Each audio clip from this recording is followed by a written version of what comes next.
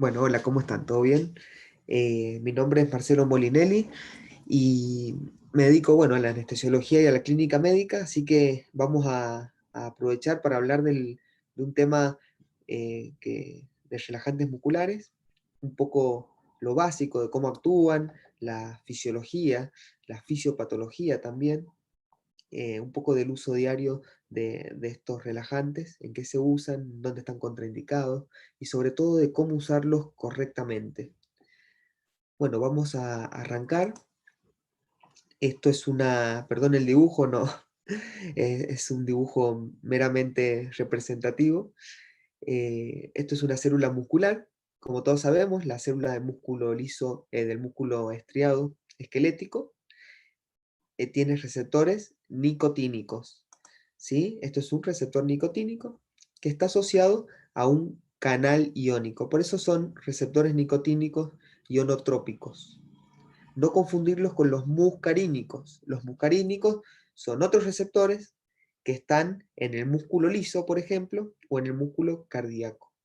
En la célula muscular estriada tenemos receptores nicotínicos que son ionotrópicos. ¿Sí? Bueno, vamos a repasar un poquito de cómo actúan estos receptores. Tenemos el axón, cuando nosotros queremos mover un músculo, por ejemplo, a través del sistema nervioso somático voluntario, mandamos una señal eléctrica a través de un axón que llega a el receptor nicotínico tipo M, ¿sí? Son nicotínicos tipo M. Llega acá y el axón libera acetilcolina. La acetilcolina se une al receptor nicotínico, ¿sí? Al unirse, ¿qué produce? Que se abra este canal iónico para que entre sodio. Y también sale potasio. Pero bueno, la entrada de sodio es lo que produce la despolarización de esta célula, de toda la membrana, ¿sí? Y cuando llega la despolarización, acá, en este túbulo T, ¿sí? Está muy cercano a lo que se llama el retículo sarcoplasmático, donde está lleno de calcio. Acá hay una interacción, después lo vamos a ver, no vamos a entrar muy en detalle porque esto ya lo vieron en la fisiología de la contracción, pero bueno, acá de alguna forma activa el retículo sarcoplasmático, y ese retículo sarcoplasmático libera calcio. Este calcio que se libera al sarcoplasma, al citosol de la célula, va a ir hacia lo que sería la actina y la miosina. Acá se une a la actina y, como ya sabemos, al unirse a la troponina T de la actina, esto hace que la troponina I, que estaba inhibiendo el sitio de unión de la miosina, se libere. Entonces la miosina acá se puede unir a la actina y producir la contracción muscular. Entonces, esto, desde que llega la acetilcolina acá, se produce todo esto y termina en la contracción muscular del músculo estriado esquelético. Ahora vamos a ver, sabiendo ya la fisiología, recordando de cómo funcionaba, vamos a ver cómo actúan los relajantes musculares, ¿sí? Si yo evito que la acetilcolina se una acá, obviamente no va a poder producir la relajación, la contracción muscular. Entonces la célula se relaja. Bueno, la succinilcolina, vamos a empezar por acá, es un relajante despolarizante. ¿Qué quiere decir eso? Despolariza, o sea, que al unirse al receptor nicotínico, lo despolariza. Actúa igual que la acetilcolina, hasta un poco más fuerte. Produce la apertura del canal iónico, entra sodio, produce esta despolarización de la membrana y produce la contracción. Por eso es despolarizante, porque despolariza el receptor y la célula y produce contracción. Entonces ustedes es como un agonista del receptor nicotínico. Sí, es un agonista porque produce contracción, tiene actividad intrínseca. Pero ustedes me dirán, che, si produce contracción, entonces no es un relajante muscular. Bueno, sí, produce una contracción, pero ¿qué pasa? La succinilcolina, al despolarizar el receptor, abrir el canal, lo deja de alguna forma desensibilizado, ¿sí? Este receptor queda desensibilizado, no van a venir acetilcolina, va a venir lo que sea a ese receptor y no va a producir ningún tipo de estímulo ni va a dejar pasar más sodio. O sea que al principio lo despolariza, produce una contracción, por eso es cuando nosotros recibimos succinilcolina, tenemos fasciculaciones, hay contracción, ¿sí? Se activó este canal, pero después queda desensibilizado. Ya no puede entrar más sodio por un tiempo. Y eso hace, al no entrar sodio, al no producir despolarización de la célula muscular, se va a relajar. Y va a quedar relajado por un tiempo, hasta que se libera el receptor de la succinilcolina. Y esto es importante porque cuesta que el receptor se libere de la succinilcolina, ya que acá en la hendidura sináptica hay lo que se llama acetilcolinesterasa, que es lo que me degrada la acetilcolina, ¿sí? Está la acetilcolina que se produce y se libera, y la acetilcolinesterasa que la degrada. Entonces es un equilibrio entre la contracción y la relajación permanente. Pero acá la acetilcolinesterasa no me puede degradar la succinilcolina, ¿sí? Entonces queda más tiempo unida, aparte que se une más fuerte al receptor nicotínico, y permanece más tiempo acá. Eso hace que este canal quede más tiempo abierto y desensibilizado. Bueno, ahora después lo vamos a ver más en detalle, pero recuerden, produce una despolarización, por eso la succinilcolina es un relajante despolarizante. Despolariza y después lo deja al receptor desensibilizado. No puede meter más sodio, ¿sí? Y no se le puede unir más nadie. Y eso hace que produzca la relajación muscular y no pueda tener otro estímulo de contracción, ¿sí? Por un tiempo. ¿Se entiende un poco? Bueno, para hablar un poco de la succinilcolina, las dosis, los efectos adversos y demás, hay que entender esto que hablamos recién. Las dosis de la succinilcolina es de 1 a 2 miligramos kilo. Los efectos adversos que tiene, principalmente, es por este mecanismo que tiene. Produce salida de potasio, ¿sí? Siempre que se despolariza el receptor entra sodio y sale potasio. Como es un poco más violento que la acetilcolina, produce más salida de potasio. Esto puede producir hipercalemia. En algunos pacientes que tengan hipercalemia se puede llegar a contraindicar, ver riesgo-beneficio. Al producir fasciculaciones puede aumentar la CPK por destrucción muscular.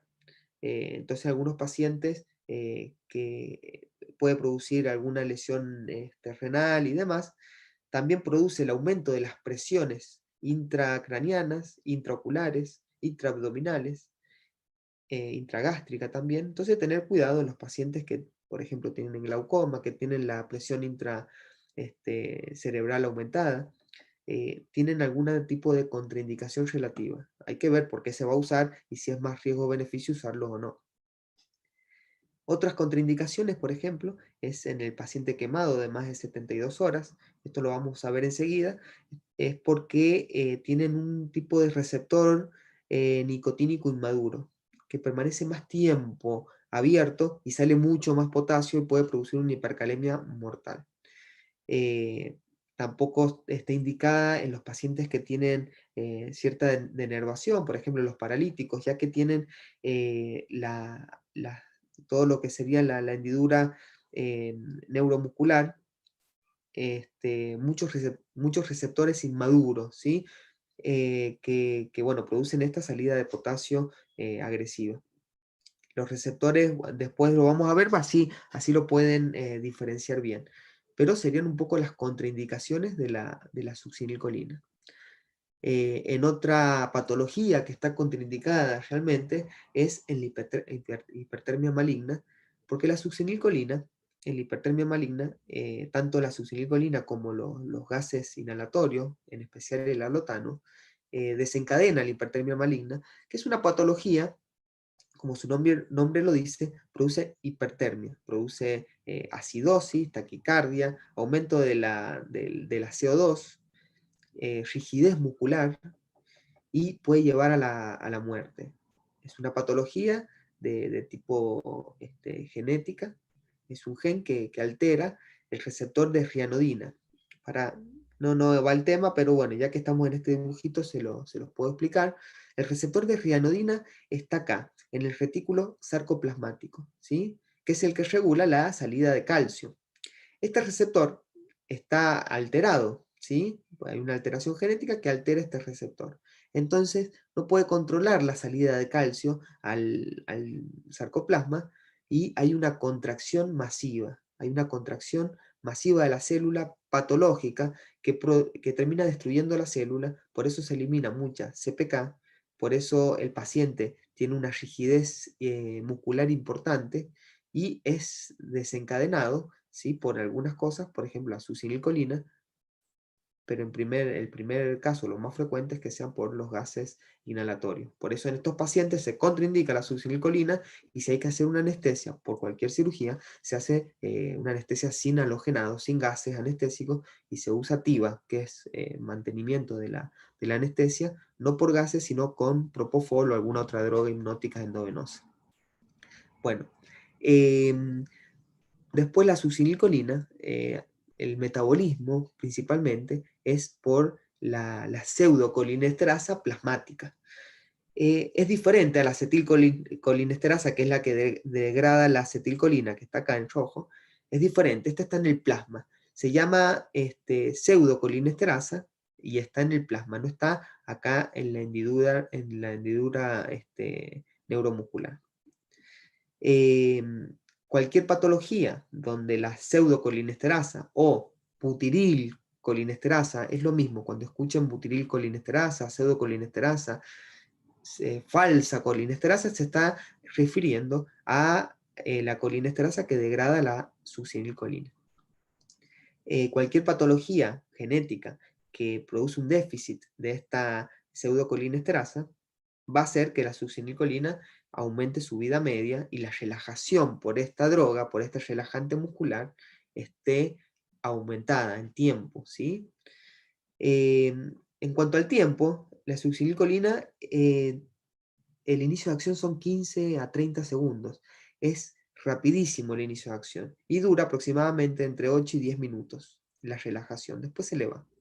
Por eso, cuando uno dice los usos clínicos que uno le da, es cuando yo quiero relajar a un paciente de forma rápida. El paciente se está muriendo, lo tengo que dormir, lo tengo que intubar porque está, no sé, con un edema de glotis. Entonces, ¿qué voy a usar? Algo que me relaje al paciente lo más rápido posible. Voy a usar succinilcolina, ¿sí? Porque a los 15 segundos lo voy a tener relajado. ¿Y cuánto me va a durar? Me va a durar 10 minutos. En un paciente, por ejemplo, que yo veo que no obeso mórbido, que quizá no lo puedo intubar, pero para intubarlo lo tengo que relajar, ¿sí? Para que sea más fácil y menos traumático intubarlo, yo cuando le pongo el relajante, el paciente deja de respirar. Si yo no lo puedo ventilar con una máscara ambú o no lo puedo intubar, ese paciente no está ventilando, se va a morir de una hipoxia porque el relajante muscular relaja el diafragma. Entonces, ¿yo qué voy a estar rogando? Voy a estar rogando que vuelva a recuperar la ventilación el paciente para que no se me muera. Porque si yo lo relajo, no lo puedo ventilar, no lo puedo intubar, el paciente por una hipoxia general se termina muriendo. Entonces, si yo le pongo succinilcolina, estos 8 minutos que me dura aproximadamente, en esos 8 minutos vuelve a recuperar la respiración y el paciente no lo intubamos o se programa la cirugía o hay que ver el caso en el que lo queríamos intubar. Pero acuérdense que un paciente que va a ser muy difícil de intubar, es mejor usar un relajante muscular de corta duración, cosa de que si no lo puedo ni ventilar ni intubar, se le vaya el efecto, ¿sí? Y si yo quiero intubarlo lo más rápido posible por el motivo que se les ocurra, voy a usar un relajante muscular de inicio de acción rápido, ¿sí? De 15 segundos, 30 segundos, como es la succinilcolina. Siempre que lo usamos, produce fasciculaciones. ¿Por qué? Porque es despolarizante, produce contracciones musculares. Y después de las fasciculaciones, el músculo queda totalmente relajado. Generalmente al usarlo, esperamos que fascicule el paciente y después lo intubamos, ¿sí? Entonces, más o menos hablamos de la succinilcolina, de para qué se usa, las contraindicaciones y demás, ¿sí? Tengan en cuenta eso. Después tenemos otro tipo de relajantes musculares que son no despolarizantes. La palabra lo dice, no despolarizan. Van a llegar acá al receptor y no lo van a despolarizar. O sea que son antagonistas, tienen actividad intrínseca cero. ¿Y qué hace el relajante no despolarizante?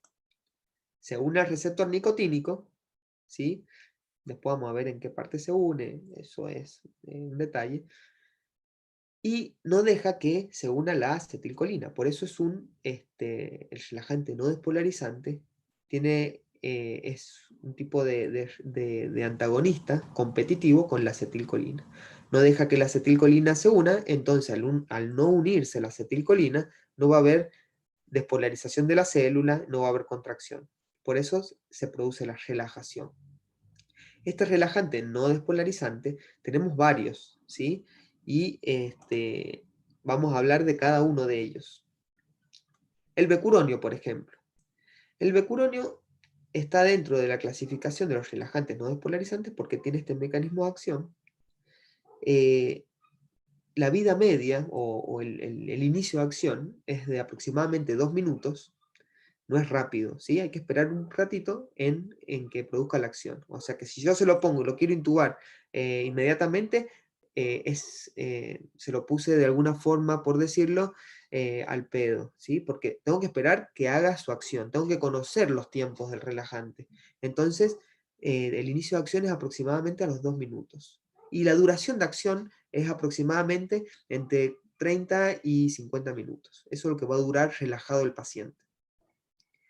Otra cosa del becuronio que hay que saber es el relajante ideal para los pacientes hemodinámicamente inestables, porque no libera histamina, algo que tienen los relajantes no despolarizantes que muchos liberan histamina, y eso produce hipotensión. Y aparte de todas las reacciones anafilácticas y demás. El becuronio no libera histamina, cero histamina. Eso es muy bueno, ¿sí? Porque mantiene hemodinámicamente al paciente, ¿sí? No le baja la presión, no le produce taquicardias ni nada. Después, en cuanto al metabolismo, el becuronio es hepático, o sea que en un paciente con insuficiencia hepática no hay que dárselo porque el metabolismo principalmente es hepático. En cuanto a las dosis, nosotros usamos aproximadamente, hay rangos de dosis, pero aproximadamente usamos 0,1 miligramo kilo. Bueno, no mucho más que con el becuronio, pero bueno, sepan que se usa un paciente, no sé, quiero hacer una anestesia cardiovascular, generalmente usamos becuronio, porque son muy, muy estables, no producen taquicardia, no producen hipotensión y demás. Después, bueno, acá les subrayé que es becuronio. Todos los relajantes que terminan en onio es como una generalidad, hay excepciones, pero para fines prácticos, acuérdense que todos los relajantes que terminan en onio son ésteres, ¿sí? Son de tipo relajantes, perdón, esteroides, son esteroides. Y todos los relajantes que terminan en urio, ¿sí? Que ahora los vamos a ver, son bencil, ¿sí? Isoquinolínicos. Bencil, isoquinolínicos. Entonces, los relajantes que terminan en onio son esteroides y los que terminan en urio son bencil, isoquinolínicos. Son tipos de clasificaciones, después lo vamos a ver, ¿sí? Cómo los puede clasificar los libros. El rocuronio. El rocuronio termina en onio, entonces ya sabemos que es de tipo esteroide, es un relajante de tipo esteroide. El rocuronio, lo que podemos decir de este relajante es que el inicio de acción también es de 2 minutos y dura aproximadamente 40 minutos. 40 minutos, un poquito menos que el becuronio. Pero tiene una particularidad que si yo lo doy a dosis más alta de las habituales, ¿sí? Por ejemplo, si lo doy a 0,5 miligramos kilo, que es la dosis que lo usamos siempre, el inicio de acción es 2 minutos. 1 minuto y medio, 2 minutos. Si lo doy a 1,2 miligramos kilo, casi el doble, el inicio de acción va a ser casi como la succinilcolina, es rápido. Entonces, hay que tener en cuenta eso. Este, otra cosa del rocuronio, que ahora lo vamos a ver, que se revierte el efecto con el Sugamadex, que eso es fantástico. Si yo el paciente no lo quiero tener más relajado, porque, no sé, como en el caso anterior, no lo puedo intubar el paciente, no lo puedo ventilar, y quiero revertir el relajante para que me empiece a respirar nuevamente el paciente, le pongo Sugamadex y se revierte casi automáticamente en el momento, ¿sí? Así que bueno, tener en cuenta eso, el rocuronio. El metabolismo es hepático y renal, y es muy parecido al becuronio. El pancuronio. El pancuronio es un relajante que el inicio de acción de este relajante es aproximadamente entre 3 y 4 minutos, ¿sí? El inicio de acción es más tardío. Y la duración de acción puede llegar hasta 180 minutos, puede durar mucho más. Tiene la particularidad, esto es un detalle, ¿sí? No, tampoco para que se confundan, de que aparte de bloquear los receptores nicotínicos en la placa neuromuscular, también bloquea los receptores M2, ¿sí? Muscarínicos, M2 que están en el corazón, por eso producen taquicardia e hipertensión. Así que tener cuidado con estos relajantes en los pacientes cardiópatas, que los lleva a una taquicardia, a una isquemia secundaria doble producto y demás. Tener cuidado con eso. Y bueno, también es de tipo esteroides, porque termina en onio, y si lo tengo que clasificar según el inicio de acción, son los de inicio de acción tardío, y según la duración de acción, son los de larga duración. Después tenemos el atracurio. Acá termina en urio, o sea que estamos en la otra clasificación, que son los bencil isoquinolínicos, ¿sí? Entonces el atracurio entra dentro de otra clasificación, pero el inicio de acción de este relajante es a los 2 minutos también, puede durar 40 minutos, muy parecido al becuronio. Libera mucha histamina, eso hay que tenerlo en cuenta, eso libera mucha histamina, los pacientes pueden producir, no es muy infrecuente, pero puede producir un shock anafiláctico, puede producir hipotensión en el paciente, se puede brotar. Y lo importante de este relajante es que el metabolismo es a través, metabolismo de Hoffman se llama, a pH y temperatura fisiológica. Se metaboliza en el plasma. Esto es importante porque si un paciente tiene insuficiencia renal o hepática, el atracurio igual se puede metabolizar y eliminar, ¿sí? No depende del hígado ni del riñón. Es muy seguro en los pacientes con insuficiencia hepática y renal. No así el becuronio, que se metaboliza en el hígado, y si se lo da a un paciente con insuficiencia hepática o que lo van a operar de un trasplante hepático, seguramente va a quedar dando vueltas en el organismo con una vida media mucho mayor y no se va a eliminar. Pero el atracurio tiene esa particularidad. El inicio de acción dijimos que es a los 2 minutos y la duración de acción también aproximadamente a los 40 minutos. El mibacurio, bueno, el atracurio. Hay otro que se llama muy parecido, que se llama cisatracurio. Un dato nada más, es 4 veces más potente que el atracurio, ¿sí? 4 veces más potente. Y la dosis del atracurio es 0,5 miligramos kilo. Bueno, la de cisatracurio, como es 4 veces más potente, la dosis va a ser 0,1 miligramos kilo. El mibacurio, lo único que les quiero decir de este medicamento, de este relajante no despolarizante, es que la vida media la duración de la acción de la relajación es muy corta, aproximadamente 8 minutos, casi igual como la succinilcolina, ¿sí? Tengan en cuenta esto. Y se metaboliza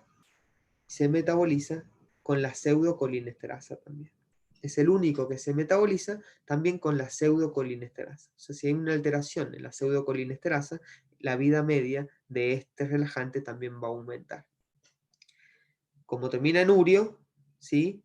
Estamos en cuanto a la composición química, molecular del relajante, estamos dentro de los bensil isoquinolínicos, ¿sí? Los que terminan en onio, estamos dentro de los esteroides en cuanto a la composición. Entonces, conociendo estos relajantes no despolarizantes, hay muchas clasificaciones y es según diferentes aspectos del relajante. Por ejemplo, los pueden clasificar según el inicio de acción, entonces seguramente la succinilcolina va a ser de inicio de acción rápido, como el mibacurio. Según la duración de la acción, la succinilcolina y el mibacurio van a estar de corta duración, el becuronio, yocuronio y atracurio, duración intermedia, 40 minutos, y el pancuronio de duración larga. Si los clasifican según el mecanismo de acción, va a ser despolarizante, como la succinilcolina, y no despolarizantes, como este resto de relajantes. Así que esas son las clasificaciones que pueden encontrar de los relajantes musculares. Bueno, la acetilcolina, como todos sabemos, se degrada, se metaboliza por la acetilcolinesterasa. La acetilcolinesterasa está generalmente acá, cerca de los receptores en la placa neuromuscular, ¿sí? Lo degrada la acetilcolina, que acá se las hicimos, ¿sí? La degrada en acetil-CoA y colina, que eso se reutiliza, no importa. Vamos a ir a lo esencial. Es degradada por la acetilcolinesterasa. Y la pseudocolinesterasa plasmática, que no está en la placa neuromuscular, sino en el plasma, que es donde estuvimos hablando recién, la pseudocolinesterasa o la falsa colinesterasa que está en el plasma, es diferente, no se la confundan. Es la que metaboliza a la succinilcolina y al mibacurio, ¿sí? Cualquier patología que me produzca que esta enzima esté deficiente, me va a aumentar la vida media de la succinilcolina y el mibacurio porque no van a poder ser degradados. Ahora, conociendo estas dos enzimas que degradan la acetilcolina y la succinilcolina, vamos a ver un poco los reversores. Si yo mato esta enzima, puse un revólver muy drástico, pero si yo inhibo o mato esta enzima, ¿qué va a pasar? La acetilcolina no se va a degradar y me va a aumentar muchísimo. Y eso va a hacer que los relajantes no despolarizantes, por ejemplo, que compiten con la acetilcolina, el relajante no despolarizante, sea desplazado y revertido en la relajación. O sea, si yo le doy algo que me inhiba esta enzima, la acetilcolina no se va a degradar, entonces me va a aumentar muchísimo. Y al aumentar, por un mecanismo de competencia, me va a sacar el relajante no despolarizante, en este caso, no sé, el rocuronio, me lo va a sacar y la célula va a dejar de estar relajada y va a volver a recuperar su tono muscular, ¿sí? Por eso, cualquier fármaco que yo le dé que inhiba la acetilcolinesterasa, me va a revertir la acción de los relajantes musculares no despolarizantes, ¿sí? Que son los competitivos. Por ejemplo, podemos hablar de la neostigmina, que es el más utilizado para la reversión de los relajantes no despolarizantes. El hidrofonio y la piridoximina hacen lo mismo, ¿sí? De una forma reversible. Si fuese irreversible, estaríamos hablando de, no sé, de una intoxicación con órgano fosforado. Pero bueno, la neostigmina es la que más utilizamos para la reversión de los relajantes no despolarizantes, ¿sí? El hidrofonio se usa, como bien saben, para el diagnóstico de la miastenia gravis. Se lo dan, tiene una vida media muy corta, el paciente vuelve a mover los músculos y dice, ah, tiene miastenia gravis. Y se le va la acción y se vuelve a relajar el paciente. Bueno, y la piridoximina también se usa vía oral para la medicación de la miastenia. Pero por este mecanismo. Algo que hay que saber también, que la neostigmina o los reversores de la acetilcolinesterasa, los inhibidores, también inhiben la pseudocolinesterasa plasmática. Entonces, si yo le doy a un paciente que le di succinilcolina, que va a venir acá, si yo le doy neostigmina, ¿qué va a hacer? Va a empeorar la relajación, porque va a inhibir la pseudocolinesterasa plasmática, que es la que la va a degradar. Entonces, si yo le doy neostigmina, va a inhibir esta enzima, la acetilcolina se va a acumular y no va a poder, y va a seguir relajado el músculo, ¿sí? Entonces, a los pacientes que le dimos succinilcolina, no darle inhibidores de la acetilcolinesterasa, porque también te inhiben la pseudocolinesterasa y la succinilcolina no va a ser degradada, ¿sí? Y va a aumentar la vida media, así que tener cuidado con eso. Bueno, acá le puse el Sugamadex, que es un tipo de reversor muy específico de principalmente los esteroides, los relajantes tipo esteroides, como el rocuronio, becuronio y pancuronio, en ese orden. Principalmente bloquea al rocuronio, poco menos específico para el becuronio y casi nada bloquea, pero lo bloquea algo el pancuronio. Es otro tipo de reversión mucho más efectiva, porque de alguna forma el Sugamadex lo internaliza, lo encapsula el rocuronio y lo deja inactivo. Y así como está, lo elimina por una eliminación renal. Entonces, eso hay que saberlo. Nosotros lo usamos mucho, en el hospital no tenemos, pero en las clínicas privadas, en casi todos lados hay, usamos el Sugamadex para hacer la reversión. Bueno, seguimos con la clase. Esto es para que no se queden con el dibujito pobre que hice recién. Es una unión neuromuscular, ¿sí? Acá tenemos en negro los receptores de acetilcolina. Son muchísimos, aproximadamente en cada unión neuromuscular hay como 5 millones, ¿sí? Acá tenemos los canales iónicos de sodio, que están más abajo. Acá está el axón, que produce el estímulo nervioso, que cuando yo quiero mover un músculo, llega la señal acá eléctrica. Acá se habla en canales de calcio, que entra calcio, y este calcio hace que las vesículas, donde está toda la acetilcolina, sea liberada, ¿sí? a la hendidura. Y acá la acetilcolina se une a los receptores nicotínicos y produce la acción de la contracción. Esto es para que no se queden con la molécula acetilcolina como se las dibujé yo. La acetilcolina tiene esta composición química y la succinilcolina es exactamente igual, nada más que el doble. Son dos acetilcolinas, es una succinilcolina. Por eso es tan parecida y por eso produce la despolarización del receptor, ¿sí? Estos son receptores de nicotínicos, ¿sí? Realmente son así, yo se los dibujé muy esquemáticamente recién, pero bueno, lo que yo quiero que sepan, que no es como se los dibujé yo, esto es más en la vida real. El receptor nicotínico tiene diferentes subunidades. Acá tenemos dos subunidades alfa, que es la que quiero que recuerden, porque son las más importantes. A las subunidades alfa es donde se unen la acetilcolina y los relajantes despolarizantes y no despolarizantes. Se unen a las unidades alfa. Tienen una subunidad beta, una delta y una epsilon, ¿sí? Acá es una gamma porque es un receptor inmaduro, pero el receptor maduro tiene una subunidad epsilon. La más importante, les vuelvo a repetir, es las unidades alfa donde se unen los ligandos. Al unirse a los ligandos acá en las unidades alfa, abren el canal y entra sodio y se despolariza la célula y todo lo que sabemos. Esto que está acá abajo es más o menos para que entiendan cómo funciona la succinilcolina. En este dibujo podemos ver cómo la succinilcolina hace su acción. Acá tenemos un receptor de nicotínico donde tenemos dos compuertas. Acá podemos ver dos compuertas. Acá tenemos una compuerta dependiente de voltaje y acá tenemos una compuerta dependiente de tiempo.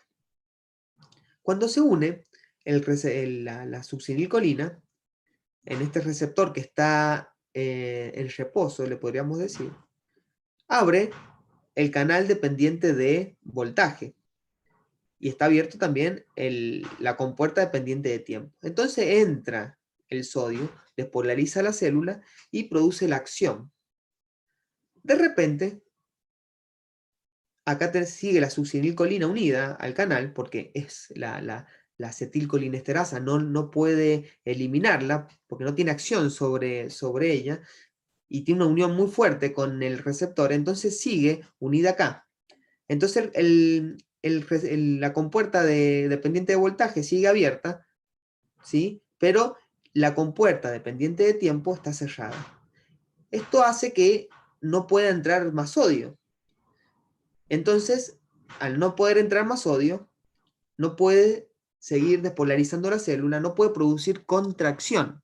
Y así se queda un tiempo, ¿sí? A esto le podemos llamar el canal desensibilizado. Por más que venga acetilcolina, lo que venga, esto no puede ser activado y esto queda cerrado. De esa forma, al quedar cerrado, no puede haber despolarización, entonces la célula queda relajada. En un primer momento, entonces, produjo la entrada de sodio y despolarizó la célula, por eso es un relajante despolarizante, y en un segundo momento quedó así, con una compuerta de canales dependiente de voltaje abierta y la dependiente de tiempo cerrada. Y de esta forma quedó el receptor desensibilizado y no pasó sodio y la célula se relaja. Bueno, eso es para que entiendan más molecularmente cómo funciona.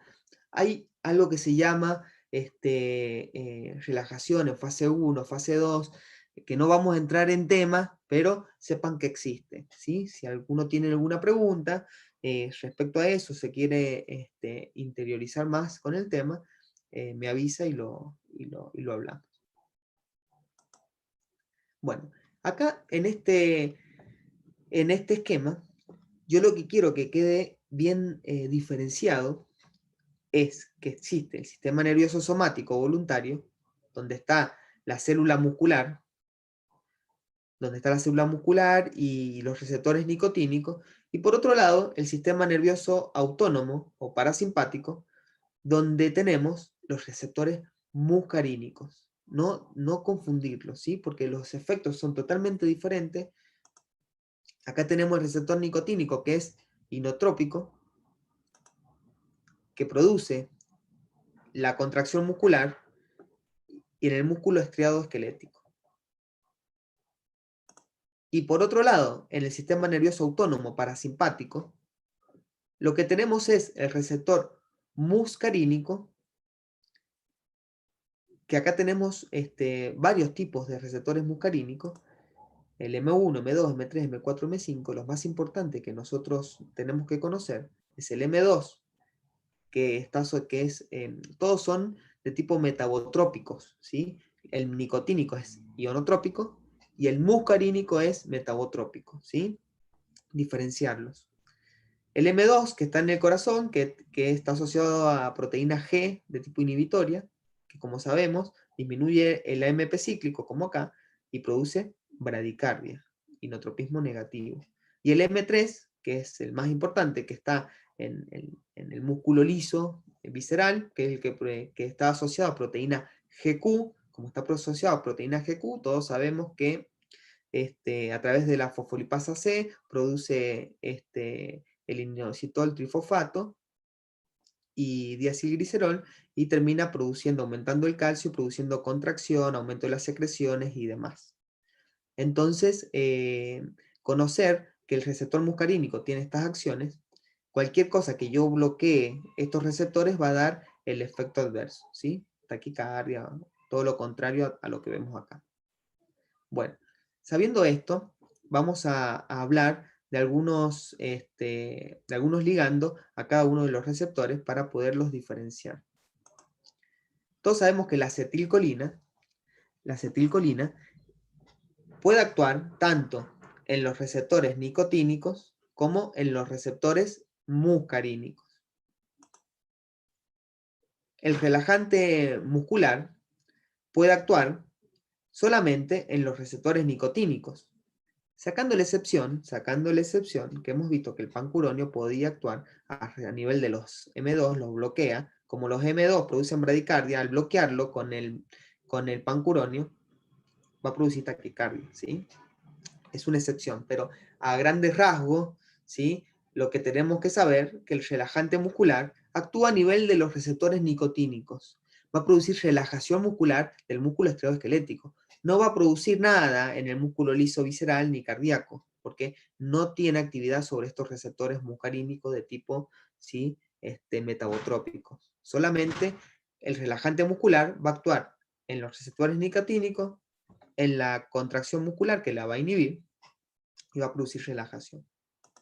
Entonces, la acetilcolina actúa en los dos, es un ligando de ambos receptores, nicotínico y muscarínico. El relajante muscular solamente en los nicotínicos, como ya vimos la acción. La neostigmina, ahora vemos, si yo le doy neostigmina al paciente, que como ya dijimos, inhiben la acetilcolinesterasa. La inhiben y eso hace que aumente la acetilcolina acá en el receptor, va a aumentar y va a desplazar, en este caso, al relajante no despolarizante para revertir la relajación. Pero la neostigmina, al aumentar la acetilcolina, también lo hace en los receptores muscarínicos. Y acá voy a producir, cuando yo le doy neostigmina para revertir el relajante no despolarizante, acá el cuadradito celeste, también va a aumentar la acetilcolina en los receptores muscarínicos y me van a producir varios efectos que yo no buscaba. Yo lo que buscaba se la di para revertir la relajación muscular, pero me va a aumentar también en los muscarínicos, me va a producir broncoespasmo, aumento de secreciones, miosis, diarrea, bradicardia, etc. Entonces, hay que tener en cuenta que cuando yo le doy neostigmina, me va a aumentar tanto la acetilcolina acá para hacer el efecto que yo buscaba, en este caso, la reversión del relajante, pero también acá, haciendo todos estos efectos que yo no buscaba. Entonces acá tenemos, me va a aumentar acá, pero también acá. Y la atropina, si yo le doy atropina a un paciente, ¿a dónde actúa la atropina? Es un anticolinérgico, pero colinérgico tenemos dos tipos de receptores, muscarínicos y nicotínicos. Entonces, específicamente, en realidad, es un antimuscarínico. La atropina se une a los receptores muscarínicos, ¿sí? Y no a los colinérgicos, y no a los nicotínicos. Entonces me bloquea acá. Por eso la atropina, cuando yo le doy a un paciente, no me va a hacer ninguna acción sobre los receptores nicotínicos, no me va a relajar el músculo, no me va a bloquear acá como si fuese un relajante no despolarizante. Acá no va a tener ninguna acción, no me va a relajar el músculo esquelético. La atropina va a funcionar bloqueando los receptores muscarínicos. Entonces, como me los bloquea, depende de qué me bloquea, es lo que me va a producir. Si me bloquea un M2 que está en el corazón produciendo bradicardia, entonces si yo lo bloqueo, va a ser la acción contraria. Me va a producir una taquicardia, aumento del inotropismo, bueno, eso en realidad no, pero bueno, tómenlo así a modo de ejemplo. Si me bloquea el M3 es, sabemos que produce broncoconstricción, produce aumento de las secreciones, miosis y demás. ¿Qué me va a producir? Si me lo bloquea, lo contrario. Me va a producir broncodilatación, disminución de las secreciones, etc. Entonces, actúa acá.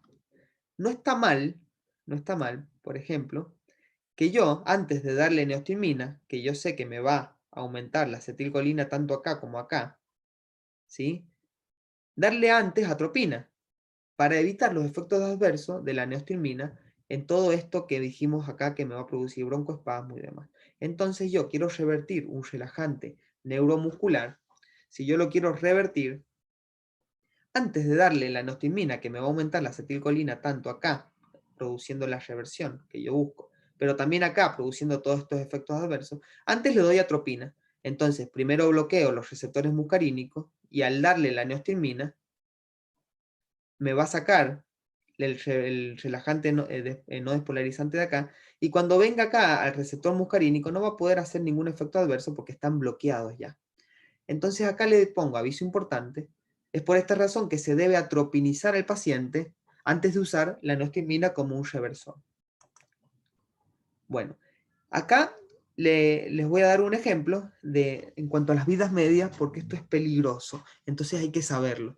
Si yo le doy un relajante no despolarizante a un paciente, viene, se une acá, todo muy lindo, Y digo, no sé, se terminó la cirugía y yo lo quiero revertir. No sé, una cirugía que le tenían que sacar unos puntos y yo lo quise relajar, entonces le doy el relajante, se relaja, lo intubo, y le sacan los puntos y dijo, duró 5 minutos, lo tengo que revertir.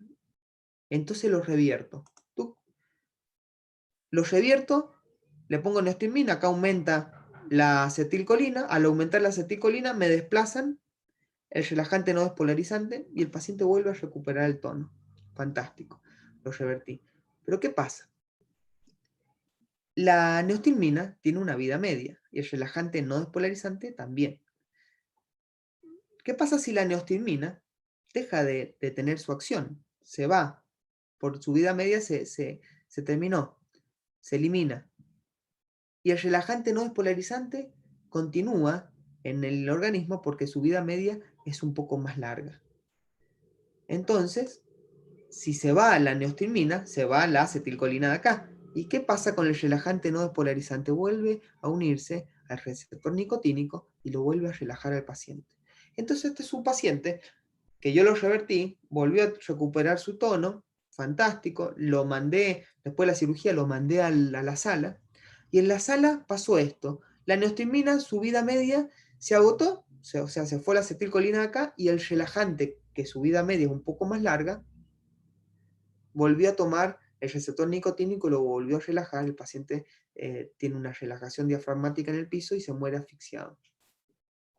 Entonces, tener mucho cuidado con esto, que no pase. Siempre que voy a revertir un paciente, conocer las vidas medias. Si lo voy a revertir, por lo menos, que el relajante, que dura 40 minutos, por ejemplo, el becuronio, revertirlo, no sé, ahí a los 30 minutos, a los 40 minutos.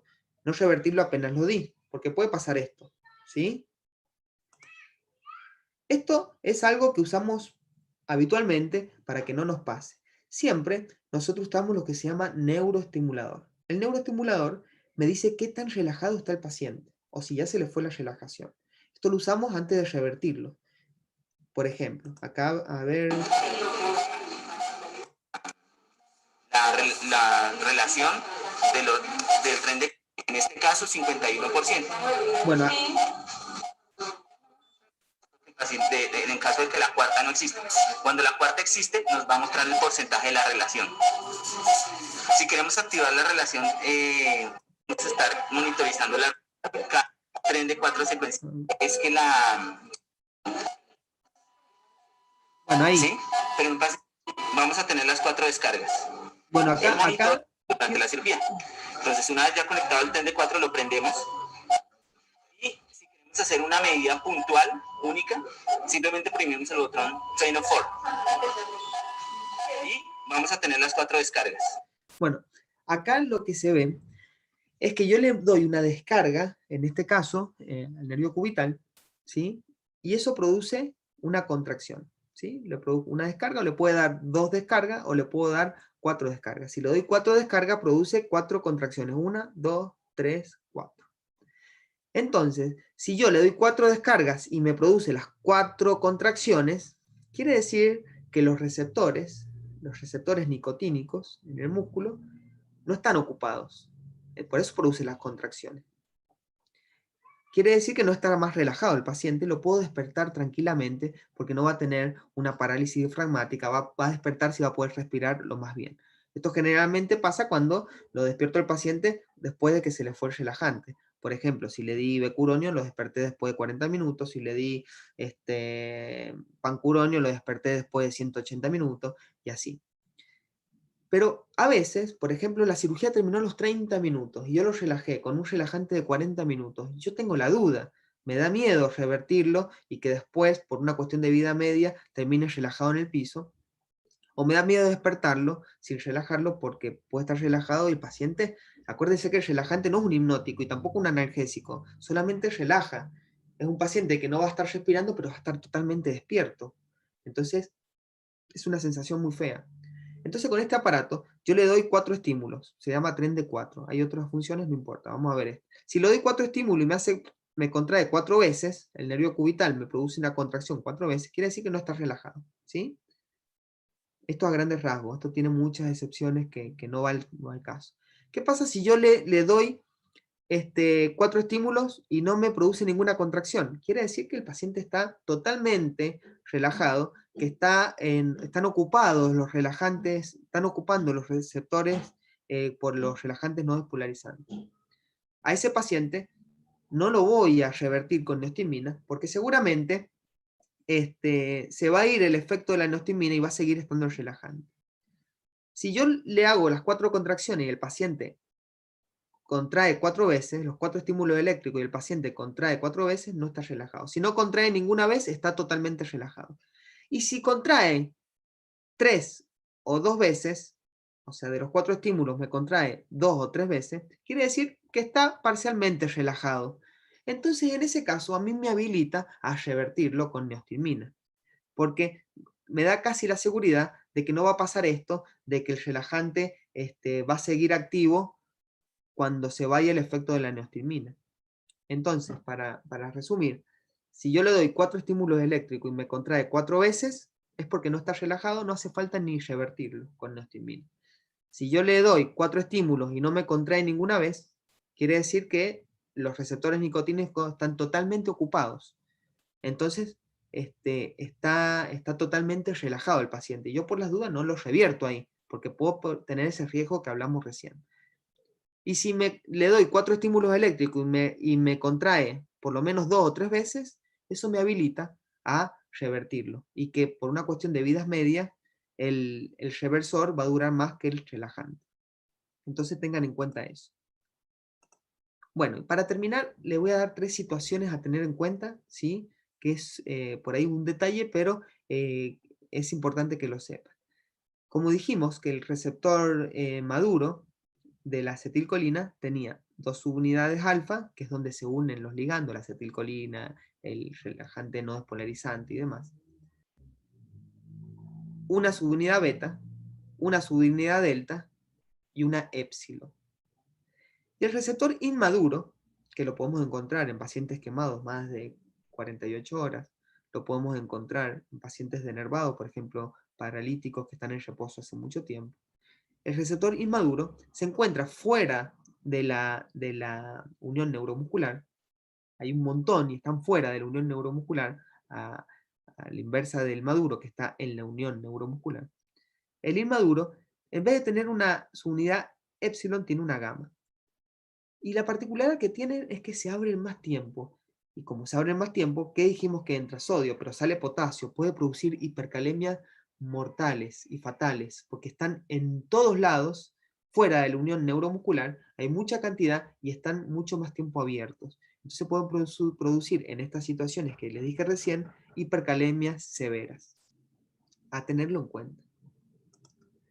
Después, otra cosa que quiero esta situación es el déficit de pseudocolinesterasa o de butirilcolinesterasa o falsa colinesterasa. Es lo mismo, no se la confundan con la acetilcolinesterasa, que es otra. Esta está fuera de la hendidura también presináptica, de la unión neuromuscular, esta está en el plasma.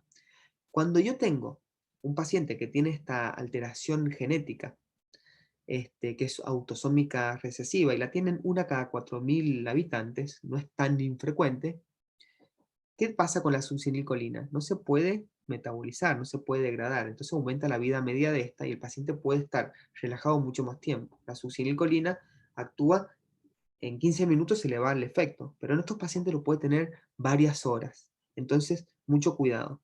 Cuando pasa esto, la pseudocolinesterasa está en el plasma. Lo que yo tengo que hacer con ese paciente es pedir plasma y pasarle plasma, porque en el plasma está esta enzima y la va a metabolizar. Entonces ténganlo en cuenta. Pasa y no es tan frecuente, pero en mi experiencia ha pasado alguna vez. Y por último, esto es con el azulcito, el cuadradito azulcito, es el relajante no despolarizante. Como hemos dicho, que se unen al receptor nicotínico acá en la subunidad alfa y hace que la acetilcolina no se pueda unir y hace un bloqueo competitivo. Pero a veces, cuando yo le doy el relajante no despolarizante en grandes dosis, sobre todo los de pequeño tamaño molecular, en vez de unirse acá, se unen en el poro, en el canal iónico, y lo tapan. Entonces hace que no entre sodio, y de esa forma no entra sodio, no se despolariza la célula, no hay contracción. Y por más que venga la acetilcolina, que yo le dé neostigmina y aumente la acetilcolina, no lo pueden desplazar porque no está compitiendo por el mismo sitio unión. Se estancaron acá como si fuese un tapón del canal. Y eso hace que esté relajado el paciente, por más que yo le dé neostigmina. Entonces, si yo le doy el reversor, neostigmina, y el paciente no se le va la relajación, puede ser por este mecanismo. Es porque la acetilcolina no lo puede desplazar, ya que en vez de estar acá, está acá. Eso hay que sospecharlo. Sobre todo cuando di, no sé, las dosis, le di, por las dudas, le di 2 ampollas, así queda bien relajado y después no lo puedo revertir. Es porque está tapando acá. Bueno, creo que hablamos de lo básico, algunas cositas de importancia de los relajantes, cualquier duda que tengan, si no entendieron algo del mecanismo de acción o quieren saber de algún relajante en particular, me lo hacen llegar a través del campo. Bueno, muchísimas gracias y gracias por la atención. Chao, chao.